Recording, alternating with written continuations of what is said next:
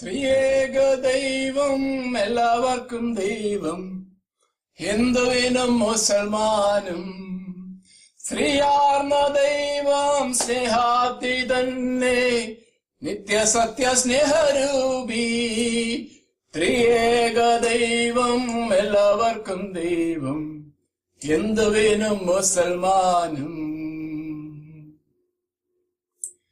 ഞാന് ഡോക്ടർ ഗീവർഗീസ് മാർ ഒസ്താത്യോസ് തിരുമേനിയുടെ അനന്തരവനാണ്. തിരുമേനിയുടെ സഹോദരിയുടെ മകനാണ്. ടെക്സസിലെ ഹ്യൂസ്റ്റണിൽ കുടുംബമായിട്ട് താമസിക്കുന്നു. തിരുമേനി ജീവിച്ചിരുന്ന സമയത്ത് ഒരു ദിവസം എന്റെ ഭവനത്തിൽ വന്ന് ഞങ്ങൾക്ക് ഒരുമിച്ച് താമസിക്കുവാൻ ഒരു അവസരം ലഭിച്ചിരുന്നു.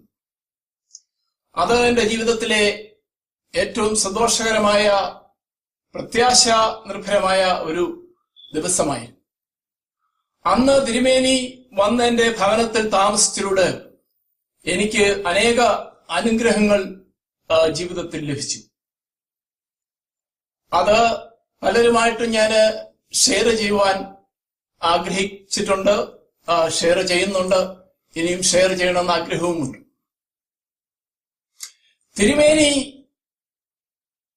ഈ ലോകത്തിൽ നിന്നും സ്വർഗപ്രതീക്ഷയിൽ കടന്നതിന് ശേഷമാണ് വാത്സല്യ തിരുമേനിയുടെ ജീവിതം എത്ര ശ്രേഷ്ഠമായ ജീവിതമായിരുന്നു എന്ന് എനിക്ക് മനസ്സിലാക്കുവാൻ കഴിഞ്ഞത്. ഞാൻ എന്റെ ജീവിതത്തിന്റെ അനേക സന്ദർഭങ്ങളില് തിരുമേനിയെ കണ്ടിട്ടുണ്ട്. സന്തോഷത്തിന്റെയും സന്താപത്തിന്റെയും പ്രതിസന്ധിയുടെയും ഒക്കെ സന്ദർഭങ്ങളിൽ തിരുമേനിയുടെ അടുത്ത് പോയിട്ടുണ്ട്.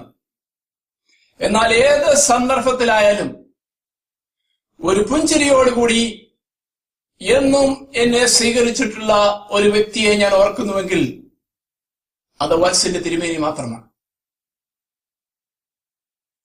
ഇന്ന് തിരുമേനിയെക്കുറിച്ച് അനേക ഗ്രന്ഥങ്ങൾ എഴുതുന്നു, ഗവേഷണങ്ങൾ നടക്കുന്നു, പല പ്രസ്ഥാനങ്ങള് നടത്തപ്പെടുന്നു, അനേക ജീവിതങ്ങള് അതിലൂടെ ഇന്നും പ്രത്യാശ നിർഭരമായി തീരുന്നു, അനേക ജീവിതങ്ങൾക്ക് പ്രചോദനമായി തീരുന്നു. സത്യത്തിൽ നാം ചിന്തിച്ചാൽ ഒരു മനുഷ്യ ജീവിതത്തിന്റെ ഏറ്റവും അനുഗ്രഹീതമായ ഒരു അനുഭവമാണ് അത്. ഞാന് എന്റെ കുഞ്ഞുങ്ങളോട് പറയും, കുഞ്ഞുങ്ങളെ, വാത്സല്യ തിരുമേനിയിൽ ജീവിച്ചിരുന്നു എന്നുള്ളതിന്റെ തെളിവാണ് തിരുമേനിയുടെ കാലശേഷവും തിരുമേനിയുടെ കബറിങ്കൽ മനുഷ്യർ ചെന്ന് പ്രാർത്ഥിക്കുകയും തിരുമേനിയുടെ ജീവിതത്തിലൂടെ അനുഗ്രഹം പ്രാപിക്കുകയും തിരുമേനിയുടെ ജീവിതവും കഴിഞ്ഞകാല ജീവിത അനുഭവങ്ങളും അനേക ജീവിതങ്ങൾക്ക് പ്രത്യാശയും സന്തോഷവും ഇന്നും കൊടുക്കുന്നു എന്നുള്ളത്. സാധാരണഗതിയിൽ ഒരു മനുഷ്യൻ ഈ ഭൂമിയിൽ നിന്ന് മാറ്റപ്പെട്ടു കഴിഞ്ഞാൽ പിന്നീട് അദ്ദേഹത്തെക്കുറിച്ച് വലിയ ഓർമ്മയും പ്രചരണവും ഒന്നും ഉണ്ടാകുകയില്ല. തോമസ് നീലാർമഡ സാറിനോട് ഞാൻ കഴിഞ്ഞ ദിവസം സംസാരിച്ചപ്പോൾ അദ്ദേഹം എന്നോട് പറഞ്ഞു, അദ്ദേഹം തിരുമേനിയെ കുറിച്ച് 5 പുസ്തകം എഴുതിയിട്ടുണ്ട് ഇതുവരെയായിട്ട്.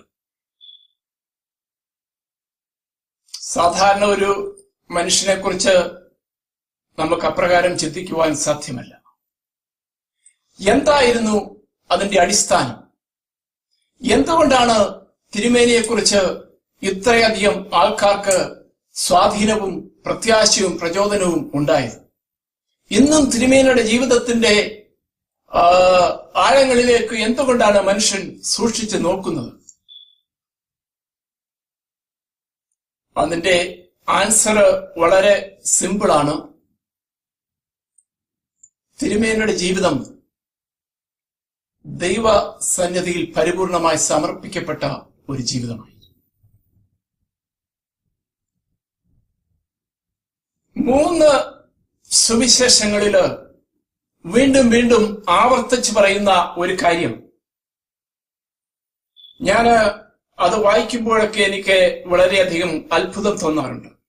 കാരണം യേശുക്രിസ്തു സത്യം ചെയ്ത് പറഞ്ഞിരിക്കുന്ന ഒരു കാര്യമാണ്.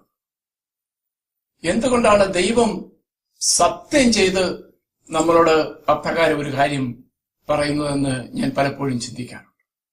അത് ഇപ്രകാരമാണ് ആ വാക്യം പറഞ്ഞിരിക്കുന്നത്. മത്തായിയുടെ സുവിശേഷം 19-ാം അധ്യായം 29-ാമത്തെ വാക്യത്തിൽ പറയുന്നുണ്ട്, നിങ്ങൾ എനിക്ക് വേണ്ടിയോ സുവിശേഷത്തിന് വേണ്ടിയോ അപ്പനെയോ അമ്മയോ മക്കളെയോ സഹോദരനെയോ സഹോദരിയോ വസ്തുവകകളോ വെടിഞ്ഞാൽ ഈ ലോകത്തിൽ തന്നെ 100 മടങ്ങായിട്ടും വരുവാനുള്ളതിൽ നിത്യജീവനെയും പ്രാപിക്കാത്തവൻ ആരുമില്ല എന്ന് ഞാൻ സത്യമായിട്ട് നിങ്ങളോട് പറയുന്നു എന്ന്.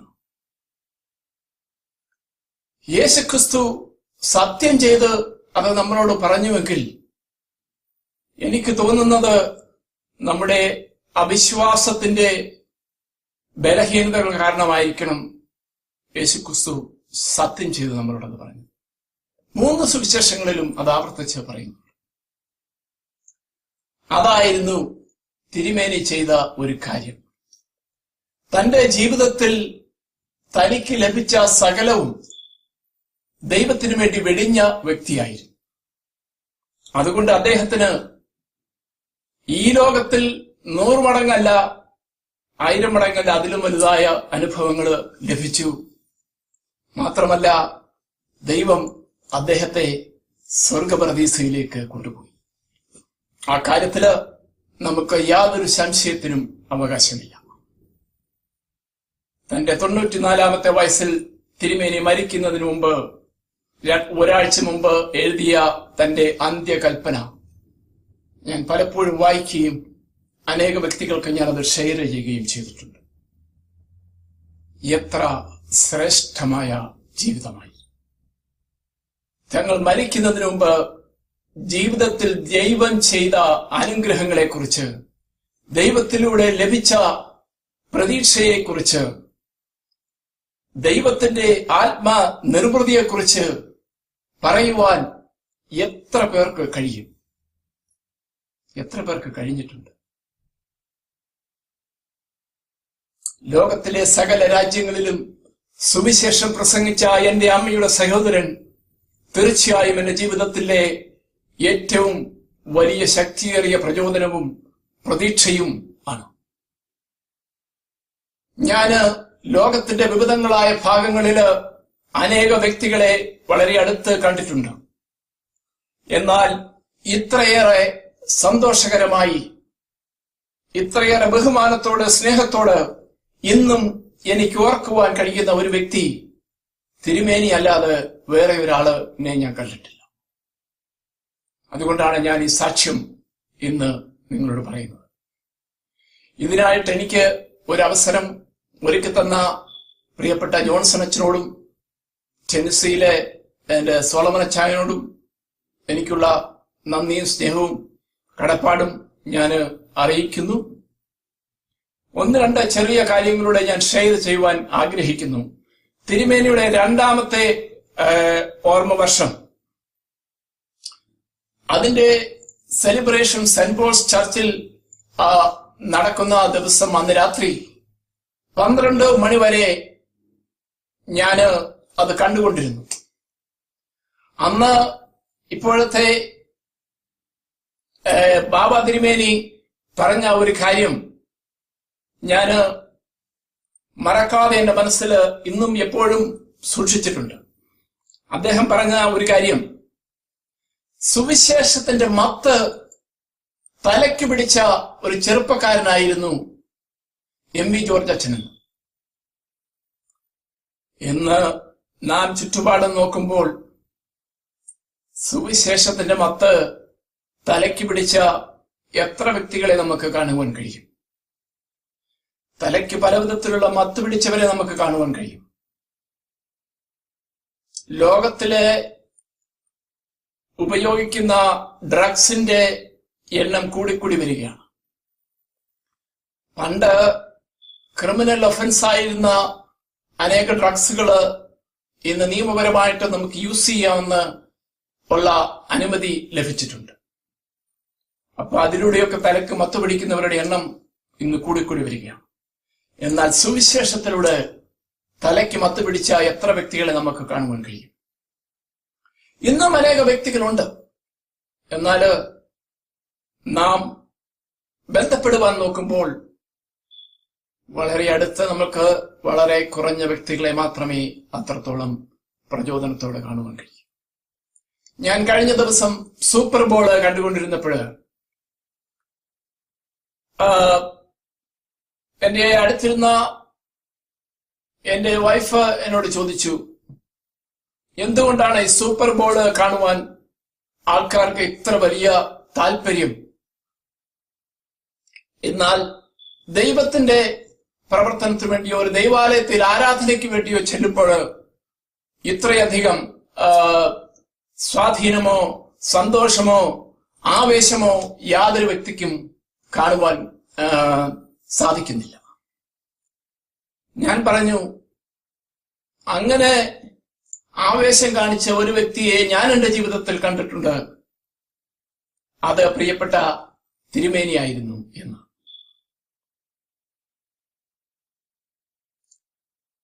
ആ ആവേശം ഇന്നും നമ്മളെ സ്വാധീനിക്കുന്നതാണ്. ഞാൻ എന്റെ ജീവിത അനുഭവത്തിൽ ഉണ്ടായ ഒരു സംഭവം ഞാൻ നിങ്ങളുമായിട്ട് ഷെയർ ചെയ്തുകൊണ്ടിരിക്കുകയാണ്. അത് ഞാൻ കംപ്ലീറ്റ് ചെയ്യുവാൻ ആഗ്രഹിക്കുന്നു. അന്ന് രാത്രി ആ 2ാം വർഷത്തെ സെലിബ്രേഷൻ കണ്ടുകൊണ്ടിരുന്ന രാത്രി 12 മണി വരെ ഞാനത് കണ്ട ശേഷം പ്രഭാതത്തിൽ ഉണർന്ന് 6 മണിക്ക് ഉണർന്ന് ജോലിക്ക് പോകുവാൻ വേണ്ടി തയ്യാറായി. അന്ന് ഞാൻ ബൈബിള് തുറന്ന് വായിച്ചപ്പോൾ ദൈവം എന്നെ കാണിച്ച ഒരു വേദഭാഗം 107-ാം സങ്കീർത്തനത്തിന്റെ 31-ാമത്തെ വാക്യമാണ്. അവർ യഹോവയെ അവന്റെ നന്മയെ ചൊല്ലിയും മനുഷ്യപുത്രന്മാരെ ചെയ്ത അത്ഭുതങ്ങളെ ചൊല്ലിയും സ്തുതിക്കട്ടെ. അവൻ ജനത്തിന്റെ സഭയിൽ അവനെ പുകഴ്ത്തുകയും മൂപ്പന്മാരുടെ സംഘത്തിൽ അവനെ സ്തുതിക്കുകയും ചെയ്യട്ടെ എന്ന്. ഞാനത് വായിച്ച് പ്രാർത്ഥിച്ചിട്ട് ജോലിക്ക് പോയി. ടെക്സസ് മെഡിക്കൽ സെന്ററിലേക്ക് ഞാൻ ഡ്രൈവ് ചെയ്തുകൊണ്ടിരുന്നപ്പോൾ ഏറെക്കുറെ 80 മൈൽസിന് കൂടുതൽ സ്പീഡിലായിരുന്നു എന്റെ വണ്ടി പൊയ്ക്കൊണ്ടിരുന്നത്. ഓപ്പോസിറ്റ് സൈഡിൽ നിന്നും സ്കിഡ് ചെയ്ത് വന്ന ഒരു വാഹനം എന്റെ വണ്ടിയുടെ പുറകിൽ വന്ന് ഇടിച്ചു. ഞാന് ദൈവമേ എന്ന് വിളിച്ച് പ്രാർത്ഥിച്ച് ഒരു നിമിഷം ആ സ്റ്റീറിംഗിൽ പിടിച്ചത് മാത്രം എനിക്ക് ഓർമ്മയുണ്ട്. എനിക്ക് ഓർമ്മ വന്നപ്പോൾ എന്റെ വാഹനം അപ്സൈഡ് ഡൗൺ ആയിട്ട് ആ ഫ്രീവേയുടെ നടുവിലത്തെ റോയില് സൈഡില് കിടക്കുകയായിരുന്നു. ഞാൻ വളരെ ബുദ്ധിമുട്ടി എന്റെ ബെൽറ്റ് അഴിച്ച് ഡോർ തുറന്ന് നോക്കിയപ്പോൾ ബമ്പർ ടു ബമ്പർ ട്രാഫിക് അന്ന് രാവിലെ ഉള്ളത്. 80 മൈൽസിനോടടുത്താണ് എല്ലാ വാഹനങ്ങളും പൊയ്ക്കൊണ്ടിരുന്നത്. ഞാന് എന്റെ വണ്ടിയുടെ ഡോർ തുറന്നു. അപ്പോൾ എന്റെ വാഹനത്തിന് പുറകിൽ ഒരു വലിയ ട്രക്ക് നിർത്തിയിരിക്കുന്നത് ഞാൻ കണ്ടു. ഞാൻ കൈപൊക്കി കാണിച്ചു. അവിടുന്ന് ഞാൻ ഇറങ്ങി അടുത്തു വന്ന വണ്ടികൾ സ്റ്റോപ്പ് ചെയ്തു. ഞാൻ സൈഡിലേക്ക് മാറി നിന്നു. എന്റെ മുമ്പിൽ ഡ്രൈവ് ചെയ്തുകൊണ്ട് പോയിരുന്ന ഒരു വ്യക്തി തന്റെ വാഹനം നിർത്തിയിട്ട് എന്റെ അടുത്ത് വന്നിട്ട് എന്നോട് പറഞ്ഞു, "You are so lucky. Your car rolled over 7 times."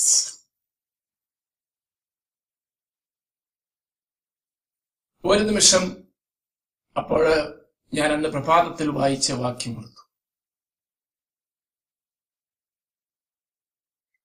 മനുഷ്യ ജീവിതത്തിൽ ചെയ്ത അത്ഭുതങ്ങളെ ചൊല്ലി ജനത്തിന്റെ സഭയിൽ അവനെ പുകഴ്ത്തട്ടെ.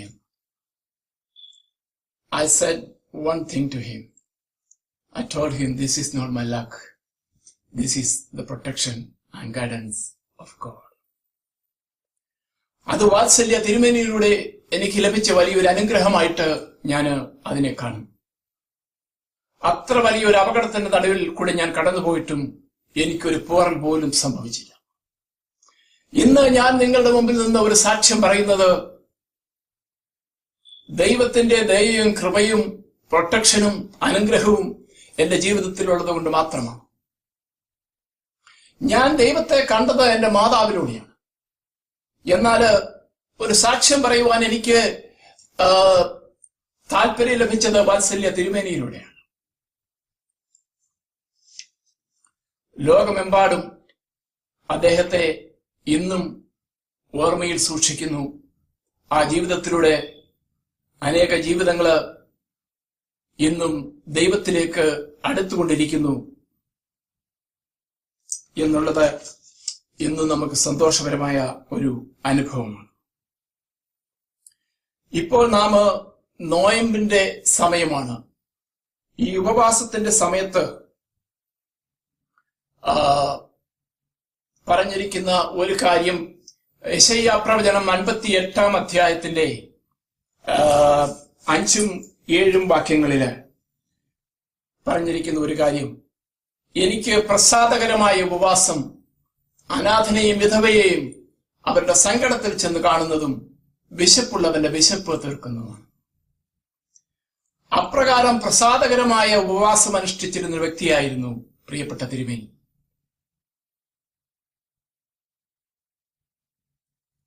പാപങ്ങളുടെ നേരെ ഇത്രയധികം വാത്സല്യത്തോട് താല്പര്യത്തോട് കണ്ണു തുറന്ന് അവർക്ക് വേണ്ടി പ്രസംഗിക്കുവാനും പ്രാർത്ഥിക്കുവാനും മാത്രമല്ല പ്രവർത്തിക്കുവാനും ശ്രമിച്ച വേറൊരു വ്യക്തിയെയും നമ്മൾ കണ്ടിട്ടില്ല. ദൈവത്തിലൂടെ ദൈവം നമ്മെ ഓരോരുത്തരെ കുറിച്ചും ആഗ്രഹിക്കുന്ന ഇത് തന്നെയാണ്. നമുക്ക് ലഭിച്ച അനുഗ്രഹങ്ങള് മറ്റുള്ളവരുമായിട്ട് നാം ഷെയർ ചെയ്ത് അത് പങ്കുവച്ച് അത് ദൈവത്തിനും നമുക്കും മറ്റുള്ളവർക്കും അനുഗ്രഹമായി തീരണം. അതാണ് സ്വർഗത്തിന് നമ്മെക്കുറിച്ചുള്ള ആഗ്രഹം. അത് നമുക്ക് കാണിച്ചു തന്ന വ്യക്തിയായിരുന്നു വാത്സല്യ തിരുമേനി. ഞങ്ങള് ഇപ്പോൾ എന്റെ കുടുംബാംഗങ്ങളോട് ഞാൻ പറഞ്ഞു, ഇത്രയധികം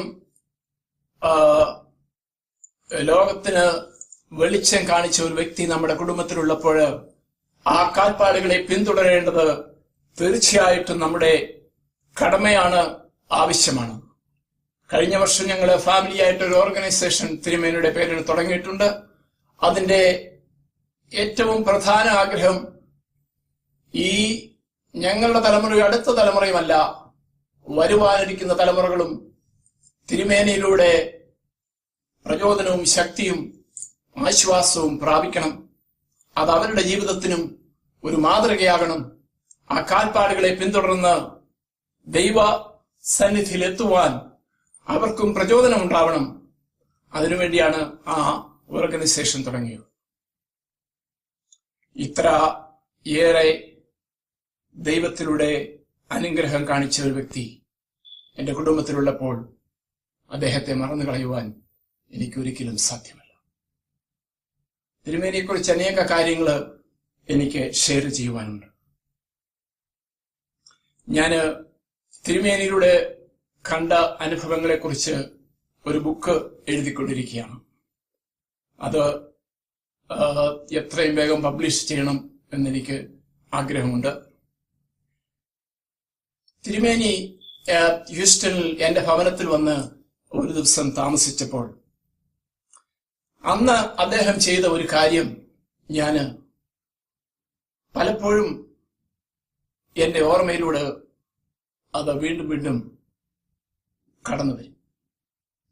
തിരുമേനി അന്ന് കടന്നു വന്നപ്പോൾ ഇപ്പോഴത്തെ ക്രിസോസ്റ്റമോസ് തിരുമേനിയും തിരുമേനിയോടൊപ്പം ഉണ്ടായിരുന്നു. തിരുമേനിയുമായിട്ട് എന്തോ മാനസികമായ പ്രശ്നമുള്ള ഏതോ ഒരു വ്യക്തി കാനഡയിലുണ്ട്. അദ്ദേഹത്തിന് തിരുമേനിയെ കുറിച്ച് എന്തോ വിഷമം ഉള്ളതായിട്ട് കേട്ടു.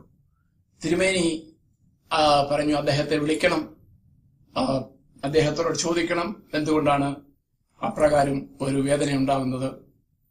തിരുമേനി അദ്ദേഹത്തെ വിളിച്ചു, അദ്ദേഹത്തോട് അപ്പോളജൈസ് ചെയ്തു. എന്തെങ്കിലും തിരുമേനിയുടെ ഭാഗത്തു നിന്ന് തെറ്റുകൾ ഉണ്ടായിട്ടുണ്ടെങ്കിൽ ക്ഷമിക്കണം എന്ന് പറഞ്ഞു. സത്യത്തില് അത് കണ്ടപ്പോഴ് എന്റെ കണ്ണ് നിറഞ്ഞുപോയി. ഞാൻ എന്റെ ജീവിതത്തിലേക്ക് തിരിഞ്ഞു നോക്കി. അപ്രകാരം നമ്മെ അവഹേളിക്കുന്ന ഒരു വ്യക്തിയോട് ഒരു അപ്പോളജി പറയുവാൻ നമ്മളിൽ എത്ര പേർക്ക് കഴിയും? ഞാൻ എന്റെ കാര്യം പറഞ്ഞാൽ എനിക്ക് വളരെ ബുദ്ധിമുട്ടുണ്ട്. എന്നാൽ തിരുമേനി കാണിച്ച ആ അനുഭവം അത് ഞാൻ ഒരിക്കലും മറന്നിട്ടില്ല. ഞാനത് പലരോടും ഷെയർ ചെയ്തിട്ടുണ്ട്.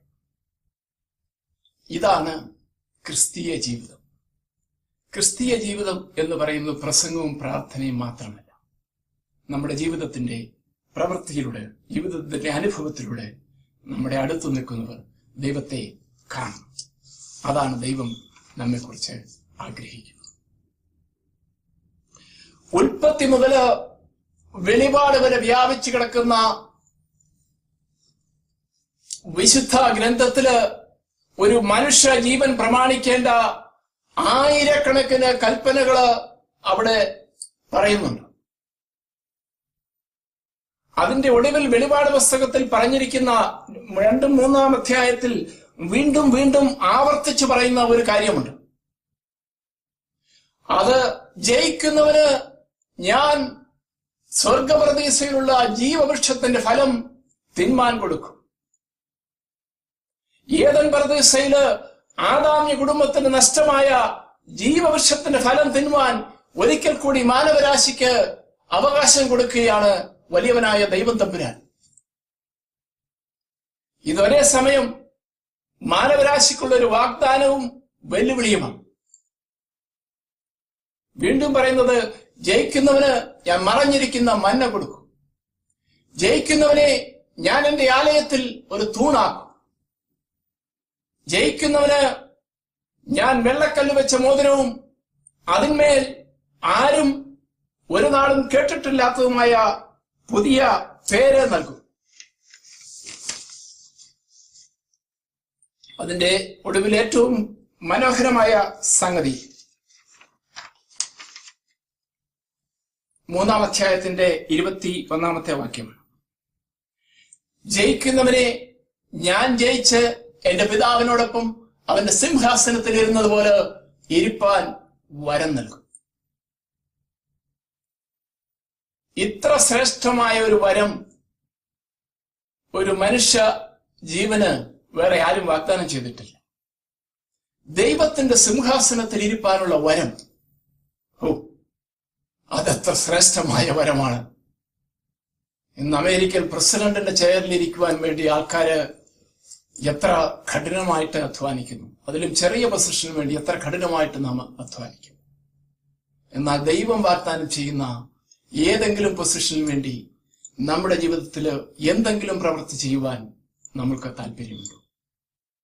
ഇതാണ് ദൈവം നമ്മളെക്കുറിച്ച് ചോദിക്കുന്നത്, ആഗ്രഹിക്കുന്നത്.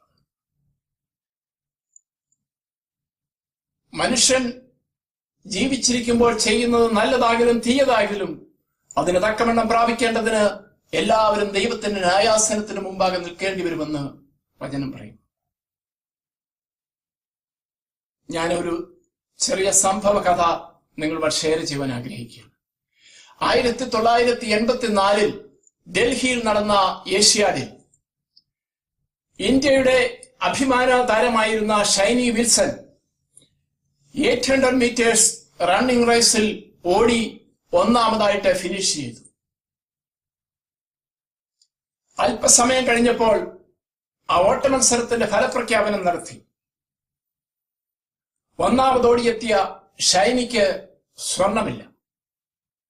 സ്വർണം രണ്ടാമതോടിയെത്തിയ ഒരു ജപ്പാൻകാരി കൊടുക്കുവാൻ ആ ഏഷ്യാഡ് വിധി നിർണയ കമ്മിറ്റി തീരുമാനിച്ചു.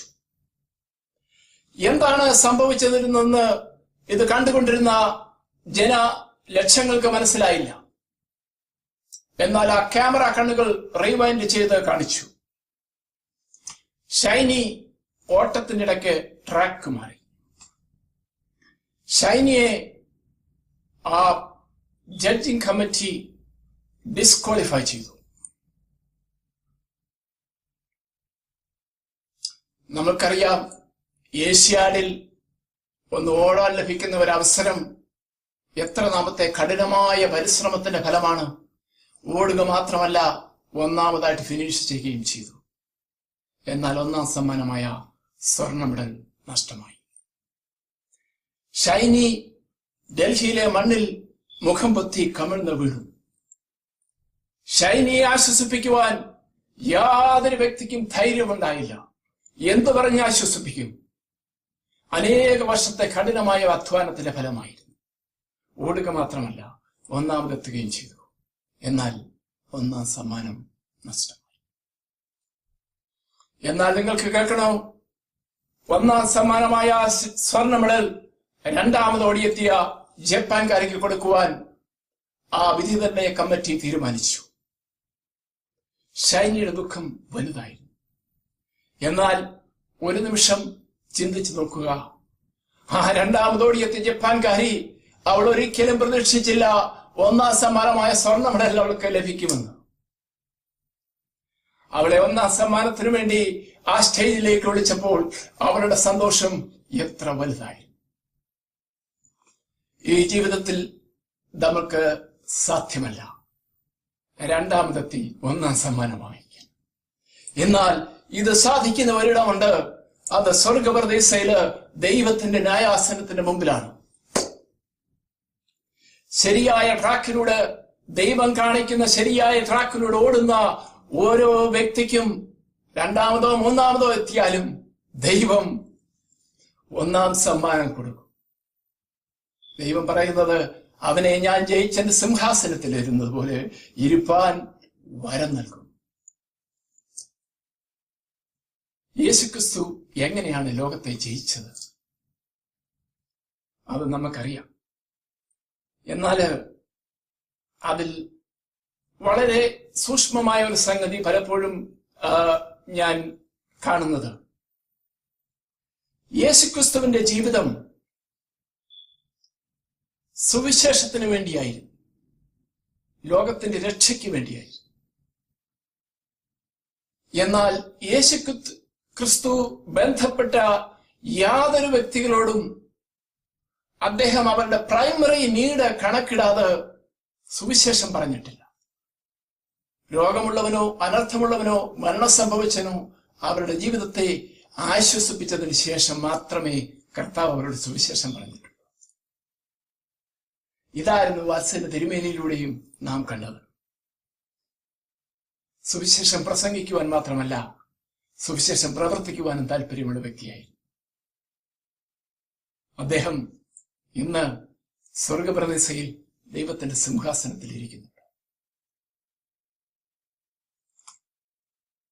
ഇത് ദൈവം ഓരോ മനുഷ്യനും വാഗ്ദാനം ചെയ്യുകയാണ്.